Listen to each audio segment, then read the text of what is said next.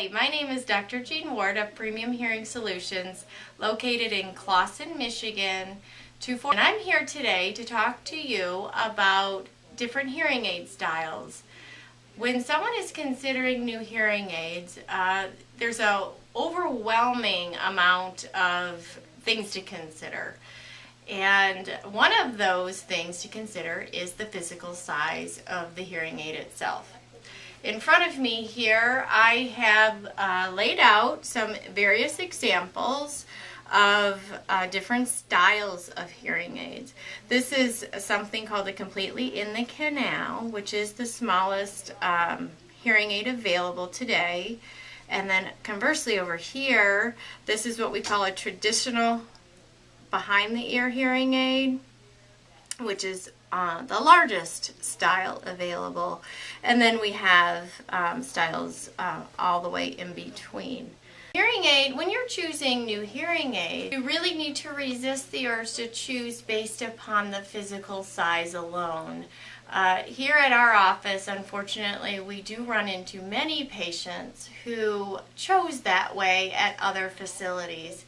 And unfortunately, when you choose on size only, usually it ends up in a poor result in terms of satisfaction of hearing aid performance. That's why when it's time to replace hearing aids or to actually get your first pair, you really need to consult with a professional audiologist, preferably a doctor of audiology like we are here at Premium Hearing Solutions. Professional audiologist is going to take a look at some important factors when recommending appropriate hearing aids. There are three primary factors that we look at. The first factor is your hearing loss. How big is the hearing loss, the type of hearing loss, the degree of hearing loss. The second issue is your lifestyle, your communication demands. Someone who lives alone and leads a very quiet lifestyle is going to have different needs than someone who is still working out and about in meetings in a lot of social different settings and backgrounds. And the third thing that we look at is physical limitations. Are there any issues with the dexterity or the mobility of the fingers, the vision, feeling in the fingertips? Are any physical limitations in terms of one style over the other? Obviously, a smaller hearing aid is going to be harder to handle for the fingers. It's got smaller battery doors, smaller batteries, and will just be more difficult to handle if you do have dexterity or vision issues. Okay. Here at Premium Hearing Solutions, over the last few years, we've really seen a shift in the hearing aid style that's being recommended. Here at our office, a large percentage of our patients are now wearing what we call receiver in the ear technology. Receiver in the ear technology comes in various sizes and shapes, but generally speaking, the receiver in the ear has this body to it that sits behind your ear, and then a thin wire that runs down to this speaker.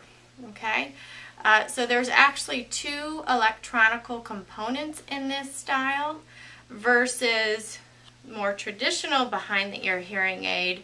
All the electronics are housed behind the ear. The advantage to wearing this style is that by separating the two electronical components, we get some real distinct advantages.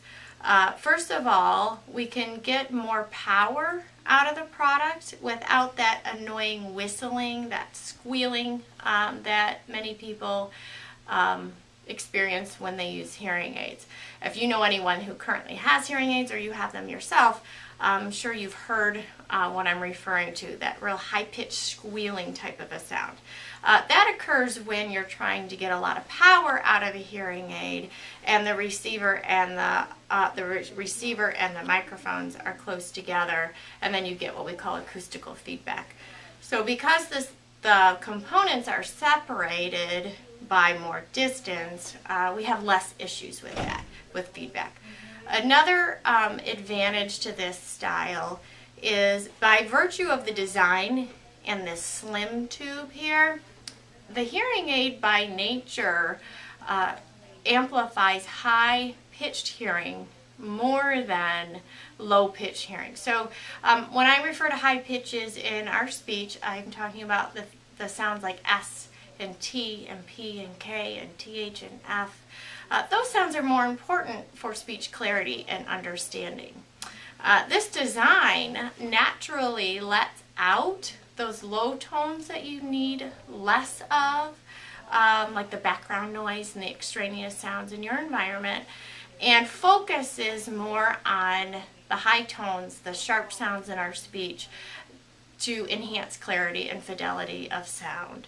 So that just does it by nature because of the way that it's designed. The physics of this naturally does that.